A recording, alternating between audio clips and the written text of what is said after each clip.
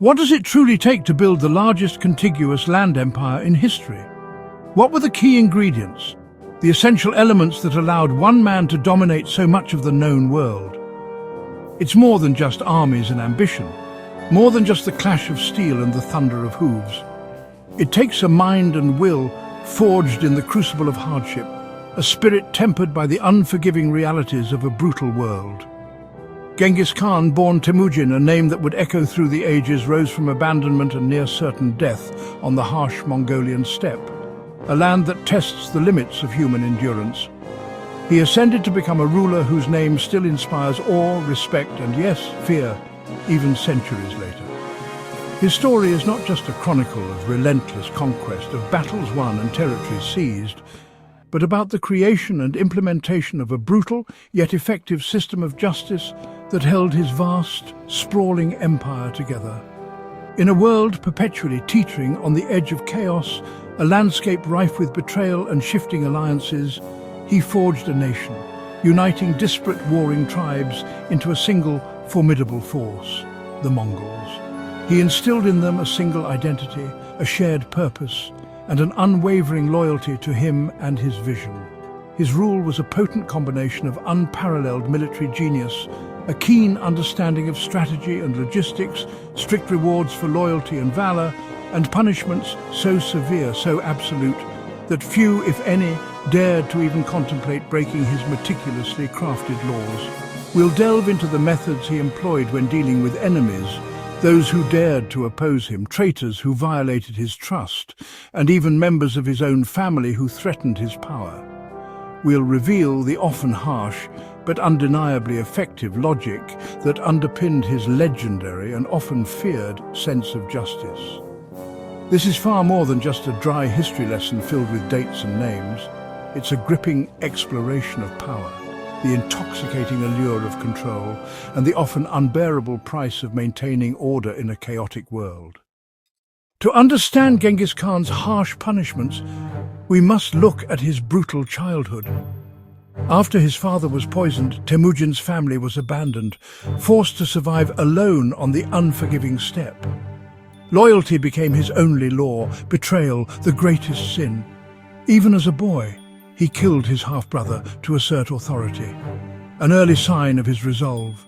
Captured and enslaved by his own clan, he escaped, proving his resilience and cunning. These experiences taught him that only strength and loyalty mattered. The chaos and betrayal of his youth became the blueprint for his future rule. His punishments were not random cruelty. They were a calculated response to the lawlessness he endured. Uniting the disparate Mongol tribes, scattered across vast steppes, required more than just brute force and military might. It needed the Yasa, a comprehensive and often secret code of laws, a unifying legal framework. This code was enforced with deadly seriousness, leaving no room for leniency or exceptions. The Yasa demanded absolute loyalty to the Khan and unwavering discipline within the ranks. Even seemingly minor infractions like failing to offer assistance to a comrade in need meant death, a swift and brutal end. Clean water was considered sacred, a precious resource in their harsh environment. Polluting it, whether intentionally or through negligence, was a capital crime, an offense against the very lifeblood of the community. Acts of adultery, betrayal of trust, and cowardice in the face of the enemy were all punishable by death, demonstrating the Yasa's uncompromising stance on moral and military failings.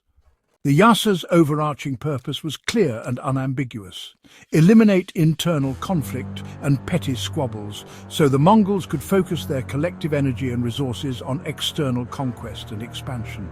Yet, surprisingly, it also offered a degree of religious freedom, a pragmatic approach to managing diverse populations, and declared all children legitimate, regardless of their parents' marital status, showing a pragmatic and forward-thinking side to Mongol governance. The message conveyed by the Yasa was unmistakable and left no room for misinterpretation.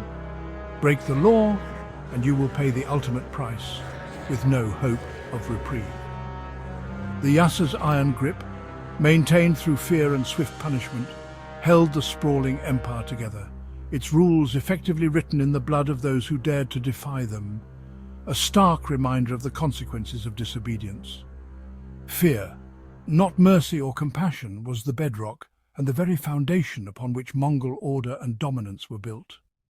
Genghis Khan's offer to cities was simple: surrender and live, or resist and face annihilation. Those who submitted paid tribute but kept their lives. Their skilled workers were put to use in the empire.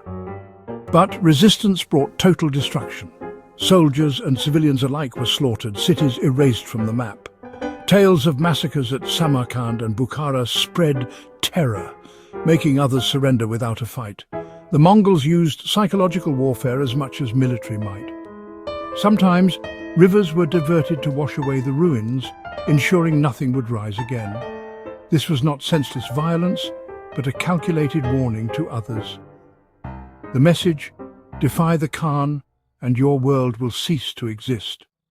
For Genghis Khan, family was both a tool and a threat. He gave his sons vast territories but kept them competing for his favor, never allowing anyone to grow too powerful. Disloyalty, even within his bloodline, was met with ruthless punishment. Ambitious relatives who opposed him were eliminated. Loyalty was rewarded but never taken for granted. He chose his third son, Ogedei, as successor, binding his other sons to him by oath. The same iron discipline that ruled his empire governed his family: absolute authority enforced by fear. Genghis Khan's cruelty was never random. It was a calculated tool for building an empire. His punishments were a language of fear, binding together a fractured world. The Yasa's harsh penalties created unity and safety, making trade routes secure and his army unstoppable. Destroying a single city was a warning that saved countless others from resisting. He traded present brutality for future stability, minimizing his own losses. The suffering he caused was immense, but it was part of a cold, strategic vision. He was not a mindless barbarian, but a master of power who used terror to forge order. The peace he created, the Pax Mongolica, was built on a foundation of violence. Why does the complex and often contradictory story of Genghis Khan still matter so much today? Why do we continue to dissect his actions, analyze his motivations, and debate his impact on the world stage? Because it forces us to confront the dark side of leadership and power, the uncomfortable truths about ambition, and the potential for even the most visionary leaders to inflict immense suffering. It compels us to examine the human capacity for both great good and unspeakable evil. He unified disparate nations, forging a vast empire from scattered tribes and rival factions.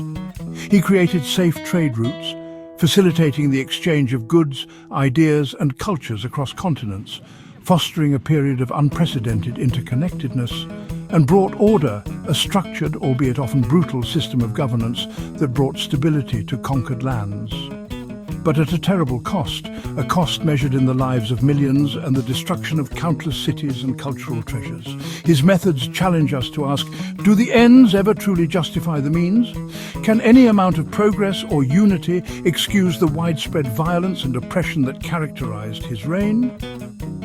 Studying his punishments, often swift and merciless, reveals how far we've come in our ideas of justice and human rights, highlighting the evolution of our moral compass. His military strategies are still studied in academies around the world for their brilliance and innovation, not their brutality, though the ethical implications of employing such tactics are always a crucial part of the discussion. Genghis Khan was both a builder and a destroyer, a figure of immense creative and destructive power, a lawgiver and a terror, a paradox of leadership that continues to fascinate and disturb us. His legacy serves as a stark warning about the dangers of unchecked power and the potentially devastating price of imposing order through force. The shadow of the great Khan still stretches across history, a long and complex shadow that touches upon themes of conquest, culture, and the enduring struggle for justice, reminding us, even centuries later, of the importance of striving to build a better, more just and more equitable world for all.